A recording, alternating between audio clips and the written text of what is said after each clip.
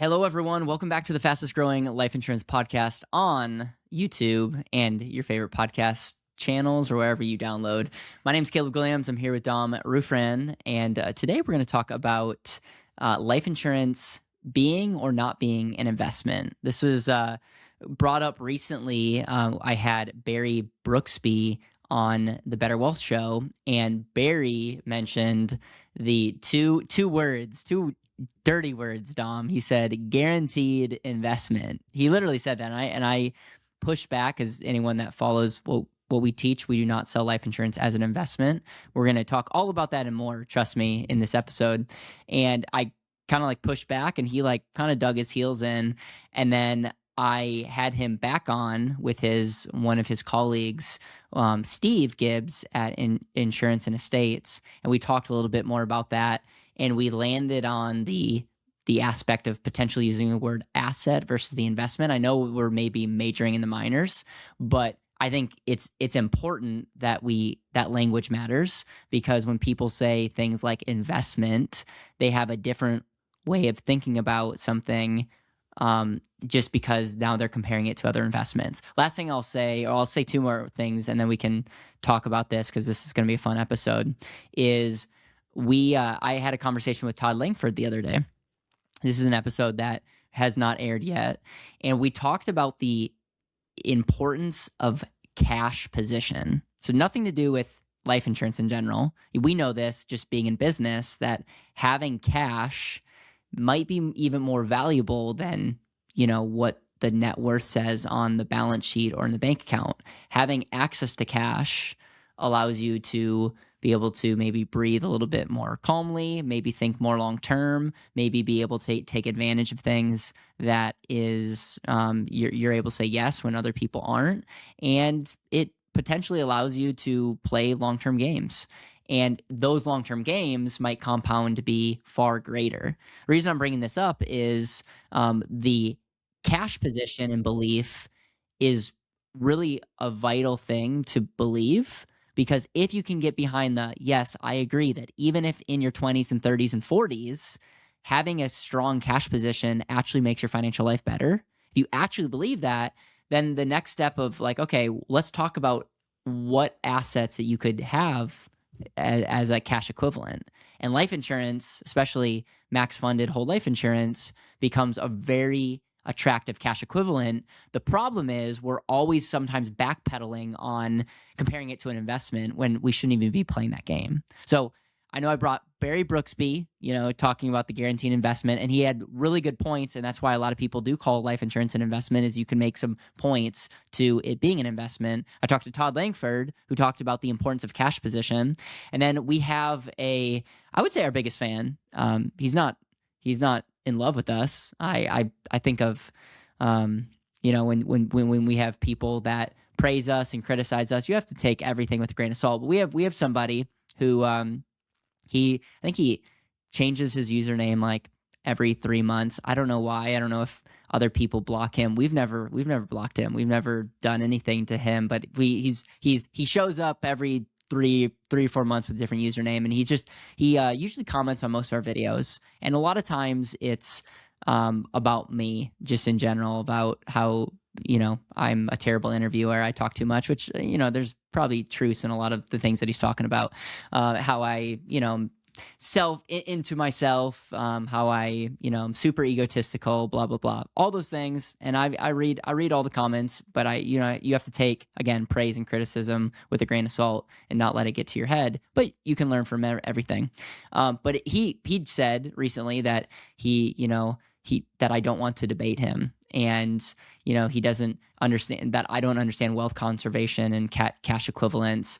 And then he even mentioned that he selectively edited the debate that we had. So this might be news shock to people. I actually had this individual on the channel years ago, and this person was pretty he was a troll back then, and we invited him on. Dom, how many people do you know that have a channel that has some momentum invite their biggest critics onto their show? Not to toot our own horn, but that is one of the things that not many people ever would do, and we did.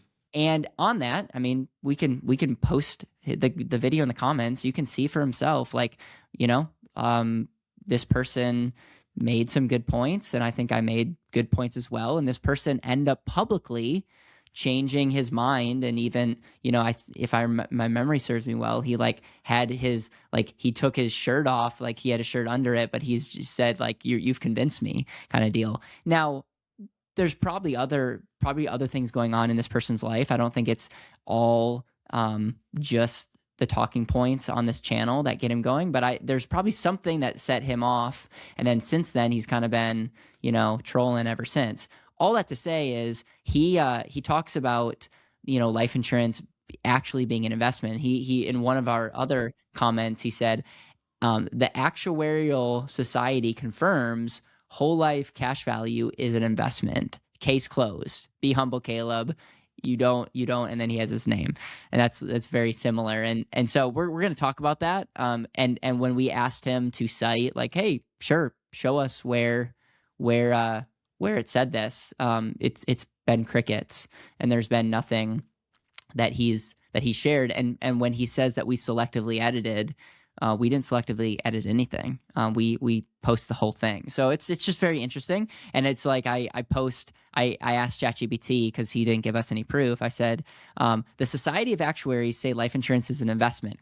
Now, if any of you are familiar with AI, usually when you ask something like that, it will literally make up an answer to make you feel good. You'll be like, yes, that's you're brilliant, Caleb. Like, yes, and literally ChatGPT, when I said the Society of Actuaries say life insurance is an investment, ?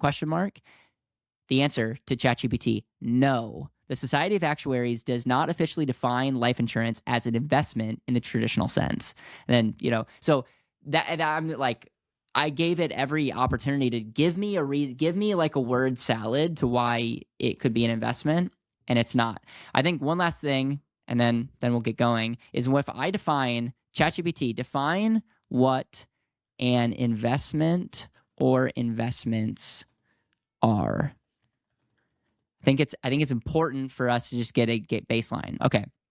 So an investment is a commitment of money or capital to an asset with expectation of generating future income, appreciation, or both, while accepting the possibility of loss. Okay, so let me rephrase that. What is an investment? An investment is a commitment of money or capital to an asset with the expectation, underline the word expectation, because, you know, expectations aren't guaranteed, but expectation of generating future income, appreciation, or both, while accepting the possibility of loss. And that is, I think, the aspect of, you know, while accepting the possibility of loss is something we can zoom in on. When whole life is set up and used properly, you're not necessarily accepting that same maybe loss that you would in a traditional investment. But if we're being honest, you're not also getting the potential returns, income, appreciation, and cash flow. And again, going back to my conversation with Todd, one of the biggest problems in our space is people are pitching life insurance when they shouldn't be. There's more points that I want to make, but I want to bring you in after my monologue and hear your thoughts around this, because this has been something we've been saying a long time, Dom, that life insurance is not an investment. It's probably the number one thing that we say on this channel. And so that's why this matters. And normally I would not address the quote unquote haters, but, you know, this person made a really good point, and I think I want to address it, and also call this person out by literally lying in some of his comments. Like, we have the full debate. You can watch it. I'm sure you've watched it multiple times. And if the audience wants to watch it back in the day, they can watch it and they can give us their own opinion on what they see. I'm sure that anytime people, you know, are listening and they know that I'm about to speak, they're probably tired of Dom to some degree or another in regards to the input that he gives of being a very nonchalant, stoic answer in regards to some of the things that we talk about. You really do, in a lot of instances, and including this one, have a very non-polarized answer. I know for myself in the past, I have been so strong on certain things that I have found myself to just humbly being incorrect or finding myself slowly shifting in regards to being more just agnostic in regards to just how one thing is or not. Now, as I say that, I'm definitely not in the camp that life insurance is labeled or should be labeled an investment by no means. But I have also seen people in our space that are very sophisticated, such as Tom Wall, be on stage at our event that like was super, super definitively passionate around like, hey, life insurance is not an investment. Life insurance is not an investment. And I know Todd has said the same thing, and I know you're saying some of the same things as well. And while I do believe that life insurance is not an investment, should not be sold as an investment, should not have the word investment necessarily labeled with it, I do believe at the same time that this asset does have investment-like characteristics. And so because of that, I do believe that sometimes we're debating over semantics. Yeah. And I have a hard time sometimes going super deep and trying to prove somebody wrong in regards to something that definitively can't be proven that it's not or is not an investment just by the way that we're labeling it. Because it does have some characteristics. It is life insurance. There is a death benefit, which makes it life insurance, but there is cash value growth. There is dividends that come to it. There is tax advantages. So like you can see that there's a camp of both. But for us in the seats that we're in, I do understand the importance around why language matters for the novice, for the person that is learning about this concept, because you do have the bad apples in the space that are constantly pushing the narrative that, hey, put all your money into this one asset. It's going to beat the S&P 500. It's an investment, specifically IULs, et cetera.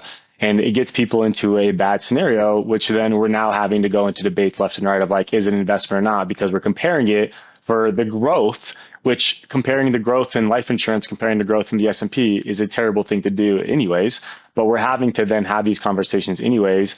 And then on the other side, then we start talking about like, well, here's the equivalent of value of life insurance to the S&P. And so there's both sides of the coin where we may be a little biased for one way or the other. And then I understand like both sides actually have some merit to it. And again, I try to be as agnostic as possible and speak as truthfully around it. So that's my perspective on it. I'm definitely in more of the side of like, hey, it's definitely not an investment.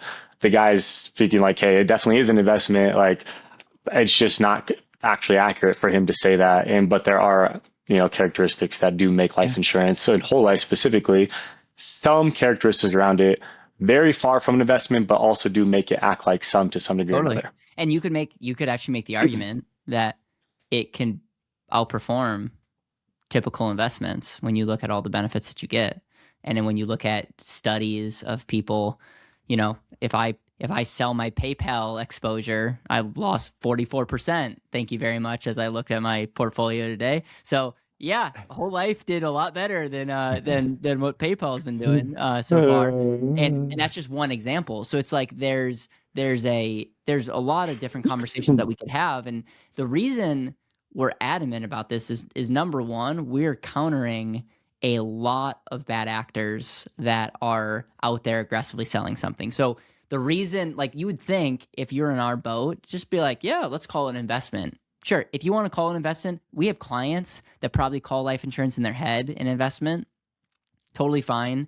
I think it's really, really important to educate them. And there's a lot of people that actually end up saying like, I am going to not invest money over here, but I'm going to put money into life insurance. And so what are they doing? In their head, they have money that they're going to invest and they're redirecting it into life insurance. So all those things and more are why I'm totally cool with people, in their head. But I think as a professional, it's important to know, like, number one, we don't have licenses that like licenses in general, like you can sell insurance without being an investment person. And if you're an investment person without an insurance license, you can't necessarily sell insurance. So the legal definition is pretty black and white. But then also a lot of the lawsuits and a lot of the problems are going to be coming because of why people are over pitching usually the cash equivalent or growth rate value and usually making stretches there. But when you add in all the benefits that life insurance gets you, I mean, we literally have built a calculator that is showing you that the equivalent value of life insurance is anywhere from 7 to 10% to maybe higher, which, newsflash, will outperform a lot of investments. So it might seem like semantics when people are hearing, but it's very, very important that we take a strong stance that it's not an investment, not just for regulations, but for ethics, and also selling life insurance, and shall I say the word convincing people about the value of life insurance. And we don't, if you're trying to make it be more than it is, then you're going to be disappointed, or you might be oversold, or you might regret buying it. But if you know that's like, hey, this is not the investment portion, these are all, and you're like, understand that, newsflash, 5 years from now, you're going to be a lot happier with everything, and you're going to have a better understanding of how the keyword integrates, life insurance integrates into what you're currently doing. And so I've not regretted ever, by the way, taking a stance that insurance is not an investment. And I think when you talk to other people in the space, I can always tell real fast how someone explains something, kind of what camp they're in, and how they sell things, and even what they represent. And so, yeah, that's very, very interesting there. I think, if you were somebody who was only a life insurance guru, when that's all you ever bought and sold and cared about, and I didn't know that you just lost 40% on PayPal, just thinking, Well, I haven't sold it, right? It's a paper release. no, exactly. Right. I would think that, by some degree or another, you didn't necessarily believe in the idea of investing or, any type of other asset allocation, which I know you, and I know that's not how you believe. I am, though, and because you are in that camp, I do allow from an understanding perspective of like, you understand the power of the two economic powers, right? So there's a place for both of them. Sometimes, though, I do think that we get a little carried away with sharing like so strongly that it's not an investment, because it's not. But then on the other side, then we can compare it to a equivalent value to an investment, right? And to me, sometimes I feel counterintuitive, because it's like, well, we're saying it's not an investment, but then we're comparing it to an investment when it comes to the equivalent value. Now, again, the equivalent value that you're sharing when it comes to the calculator and things like that, it's 100% correct, right? If you think about it, it's like all the benefits that come with it, the tax advantages that come with it. There's 15 different ways you can get your dollars to do multiple jobs when it comes to life insurance. There's a way higher equivalent value than just the 3.5 to 5% IR that comes with life insurance, right? And so sometimes, I don't know, I just wish in the space we would just like talk about the product and how it really is, and stop trying to go into such a semantic debate about like, this asset is this asset is this. It's not, it's like, man, this is how life insurance works. This is how investments work. For the right person, this is how it essentially functions. But I also understand that like when you're learning about something new, how important it is to have these conversations, because people need to really see the truth and the underlying truth when it comes to not making life insurance the most misunderstood asset on the planet, because, either that or reverse mortgages to some degree or another, right? And so I do believe that like we really need to have these types of conversations, even though to me, sometimes it can be frustrating. If you're an advisor, life insurance agent, or someone who just loves the life insurance space, we have a must-attend event for you. It's our 5th annual Life Insurance Summit, June 15th through the 17th, right here in Nashville, Tennessee. Not only are we going to have the biggest names in the life insurance space, but this is also an incredible opportunity for you to meet and connect with like-minded individuals and be a part of our ever-growing community. Learn more and get your tickets before they sell out in the link in the description or pinned comment. Can't wait to see you there. No, I understand it can be frustrating, especially because we live it, and the average person is not in it day to day. When you invest money, whether it's in crypto or real estate or in the market or in any type of investment, what's the primary purpose of that investment and that activity? Well, I guess for most, I don't know if you're asking me or just in most. I'm asking you. Yeah. Yeah. The idea is to make more money. Like if you like really look at the end of the day, it's to increase your overall economic value of your overall cash / net worth portfolio. Right. And you believe that it's going to grow to a specific amount, to produce a result, to create cash flow into the future, hopefully. Yeah. And it really is all represented in growth rate, because someone could create cash flow, and they could reinvest it if they want, or take it, or something could grow and they could choose to sell some of it, or you might have your money in a non-liquid asset and your hope is that someday to sell it at a multiple kind of deal. And so your goal of investing is to create, it's like the talents, right? It's to take one talent or 5 talents or 10 talents and multiply them. That's Mhm. essentially the aspect of investing.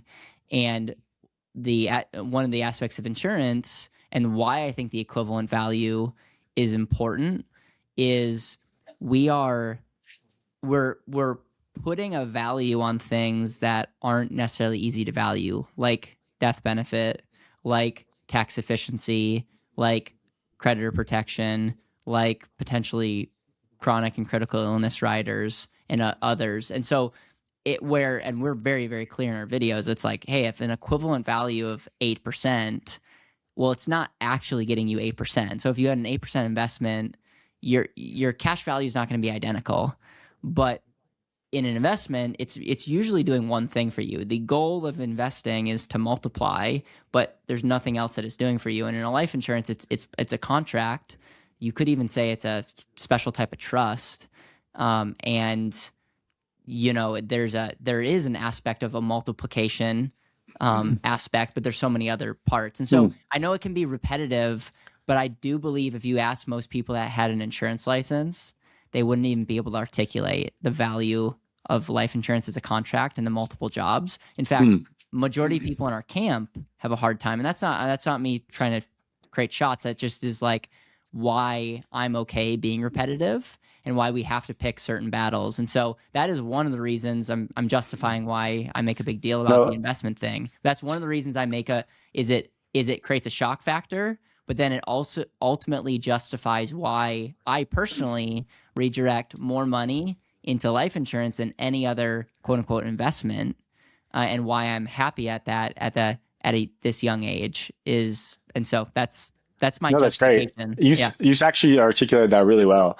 And based off of that, I was like, oh, like I was like nodding, like I almost wish then to some degree, yeah, to some degree, I almost wish that we would talk about the equivalent value of its rate of return on what it could bring, and then stop there Yeah. instead of talking about the equivalent value and then bringing in the S&P 500 or bringing in Yeah. the stock market. Because what it does set a precedence as well too is that it becomes an or asset versus an and I think that when people okay, the equivalent value of like the S&P is getting 9% and the stock market does one thing, okay, cool.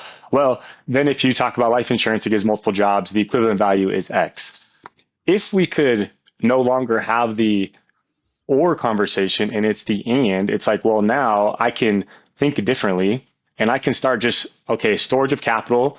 And now if I want to go then do the other thing, which is then go deploy that capital into those other assets, I have that mindset. But when we're comparing them, it really does say like, I have to put it here or here because it's the safety net and I don't want to lose money over here. And so that's kind of where I wish sometimes we would redirect the conversation of equivalent value is specifically on rate of return and the value it brings versus the equivalent value of comparing it to quote unquote an investment, especially since we don't call it an investment. Yeah. Yeah. All right. So you've seen, where we talk about internal rate of return and all, and then you see all these benefits, Dom: safe, easily accessible, competitive growth, lifetime compounding, flexible, all these benefits. Is there more benefits to life insurance? Sure. But this is like a pretty comprehensive list. And so to your point, anything that we factor in, if it's factored into the rate of return, we lose the and component because you can't double count something. You can't say you get this benefit and you also get this benefit. No, if we factor it into the a capital equivalent value, then it becomes gray, and this represents it's no longer a talking point. Are you tracking so far? So far. Okay. So if, for example, we include the tax benefits, so if something is in an IRR of 4.58%, so that's 4.5%, let's just call it.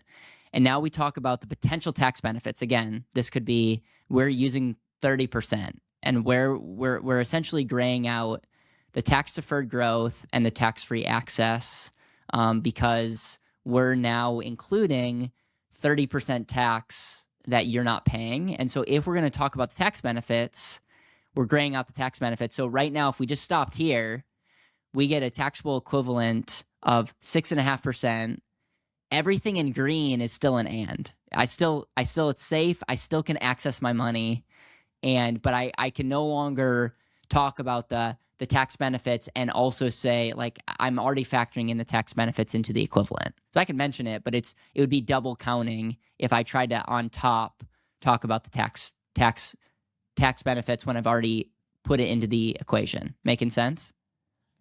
Yes. Okay. They're essentially double dipping if you talk about it again. Yeah. Same thing with cost of insurance. So if I put in a 10%, which is essentially like if we do a 20, 30-year term equivalent, now the death benefit is becoming gray and the capital equivalent value is higher, but I'm factoring in the death benefit that it's no longer on the table for me to add benefits to. And if I, mention a fee, for example, boom. So here's my point.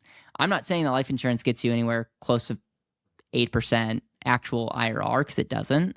But if you factor in taxes, the death benefit, and not having to pay a percentage-based fee, or even if we go back and not even include the fee, if we just include taxes and the death benefit, we're showing that you need to earn over 7% just to keep up with the tax efficiency and the death benefit that's tied to whole life.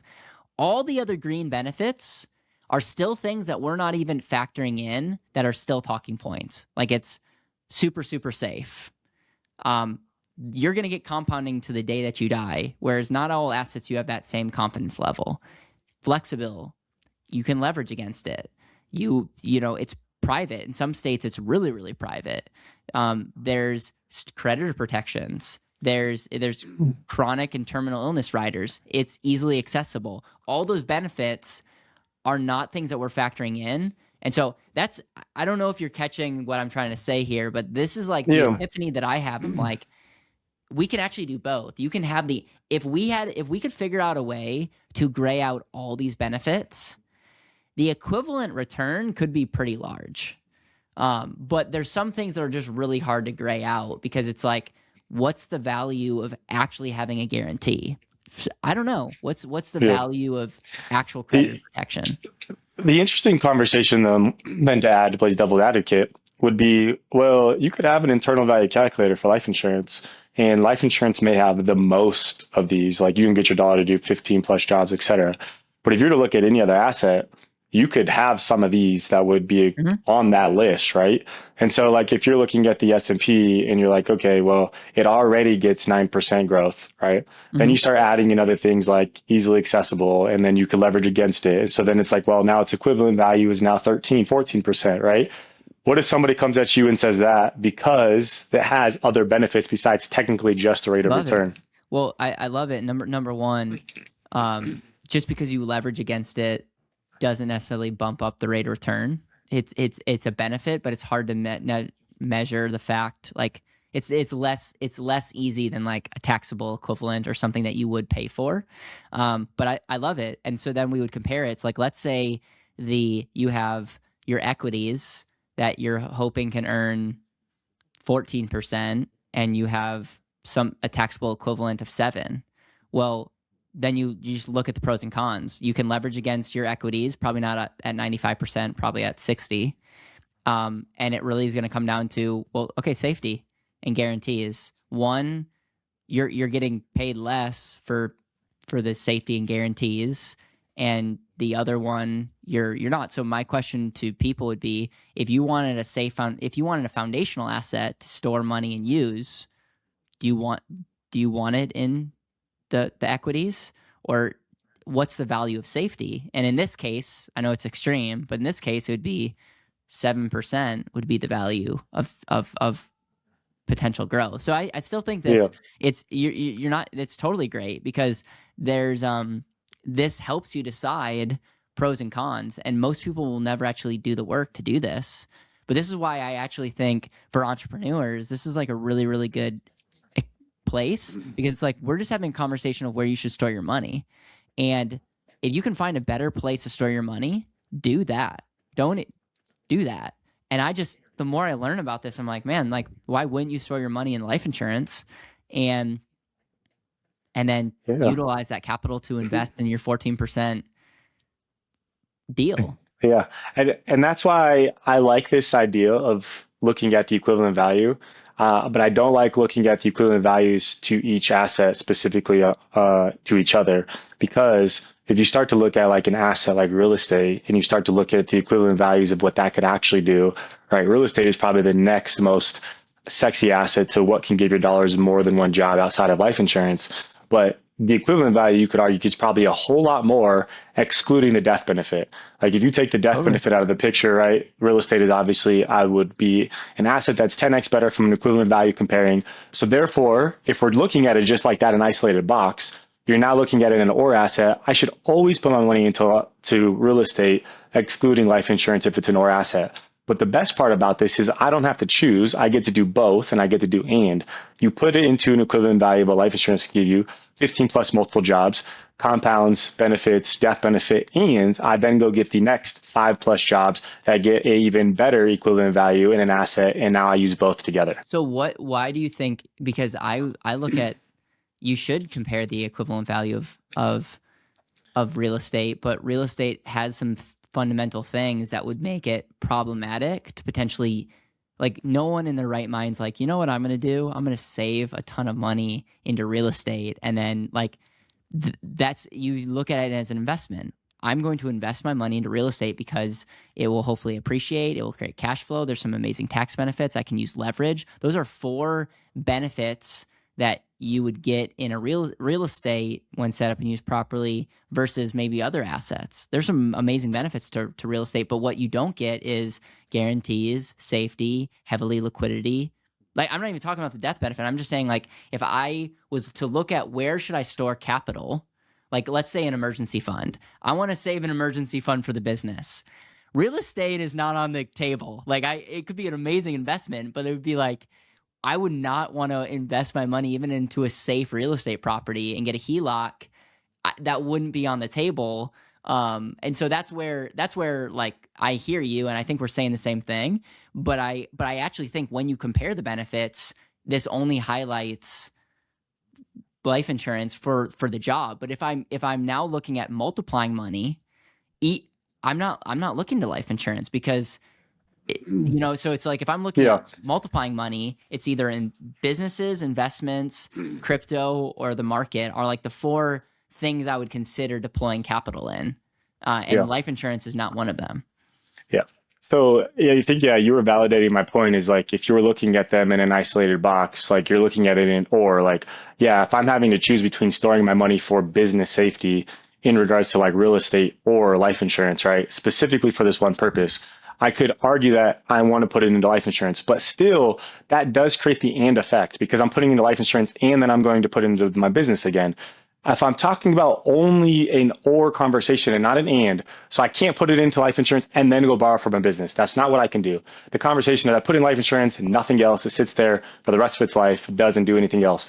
Or I put my money into real estate, sits there, does this what it does for the rest of its life. I could argue from an equivalent value, real estate is going to be a way better asset because it does produce cash flow. It does produce things that I could tangibly likely use to create more for my family, for my life, et cetera, excluding the death benefit. If I'm caring about when I pass, it's going to create more value for me while I'm alive. But I don't have to choose anymore. I get to do both, or I get to do the and. So it's like eliminate the or conversations completely, and then it's wiped off the table, and I don't have to think about it no more. I can now have the and I can do both and be better off. Yeah, and you know what you're proving my point is life insurance is not an investment. So that sets up the make money, put it somewhere, deploy it, and that's why, ladies and gentlemen. And Dom and I didn't, trust me, we were not prepared for this episode. we came in cold, and I think that's beautiful. There was another comment. I don't know if they were being sarcastic or like totally serious, but they're like, you're like the only IBC channel that makes me not want to do IBC. So, and I was like, I appreciate your comment. I'm curious. Like, I appreciate your comment. I really do appreciate your comment. And I'm curious what you mean by that. And I'm also curious, what's your definition of infinite banking? Like, tell me your definition of infinite banking. Cause I feel like we're very, very pro control, helping people save more money, deploying capital. But yeah, we're not going to get into the weird, if anyone needs to spend 10 minutes talking to you about how banks work to explain their concept, I don't know. I would challenge the fact of it. Is it as simple for you and your family? So that's where I'll land that. Is there any final words you want to say to this life insurance investment episode? No, this is great. I love being able to have great conversations. I love being able to have stoic conversations that move the industry forth. I believe this was one of them, and I just want us to be one of the good guys at the end of the day. And so, thank you, Caleb, for leading the way. And with that being You said, you said the word stoic like 3 times. I'm curious your definition of stoic. I'm looking it up so it's the on. calm, collective, not argumentative, very subtle to any response that comes, There you go. A person who practices stoicism is a philosophy that teaches self-control, discipline, focusing on what you can control. So just bringing the Yes. temperature down. I will say this. We really do appreciate all the comments, even the trolls, even the people that are like, I sincerely mean that. We've gotten a lot of caring people that have commented things that have made us better. We've made videos because people have commented on things. I can learn from anybody and everybody. So I really do appreciate it. And also tells YouTube that people are liking our content. And so even the people that are saying the worst things about us, thank you, because you're literally feeding the algorithm and you're helping us grow and get more eyeballs. And so we want to grow both channels. And so, Dom, I appreciate you, and excited to see where our channel will be in a few years. It's been a fun journey so far.